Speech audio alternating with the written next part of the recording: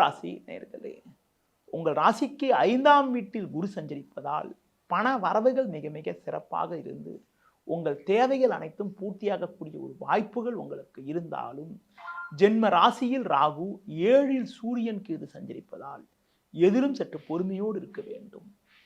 கணவன் மனைவி இடையே ஒன்றுமே இல்லாத விஷயத்திற்கு கூட சின்ன சின்ன கருத்து வேறுபாடுகள் ஏற்படலாம். வண்டி வாகனங்கள் செல்கின்ற பொழுது சற்று பொறுமையோடு இருக்க வேண்டும். உறவினர்களை சற்று அனுசரித்து செல்வது நல்லது.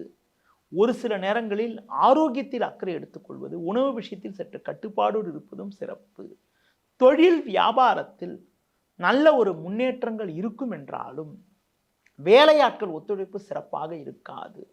சில நேரங்களில் நீங்கள் சில காரியங்களில் முன்னின்று செயல்பட்டால்தான் நிலைமையை சமாளித்து ஒரு வளமான பலன்களை அடையக்கூடிய வாய்ப்புகள் உங்களுக்கு கிடைக்கும். பொதுவாக உடனிருப்பவர்களை சற்று அனுசரித்து செல்வது நல்லது. ஒரு சில நேரங்களில் கோபத்தை குறைத்துக் கொள்வது நல்லது.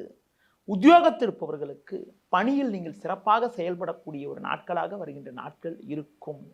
எவ்வளவு பெரிய கடினமான பணியாக இருந்தாலும் சரி, உங்களின் தனித்திறமையால் எதையும் சமாளிக்கக்கூடிய ஒரு வாய்ப்புகள் உண்டு. உடனிருப்பக்கூடிய சக ஊழியர்களிடம் பேசுகின்ற போது மட்டும் சற்று பொறுமையோடு இருப்பது மிக மிக நல்லது.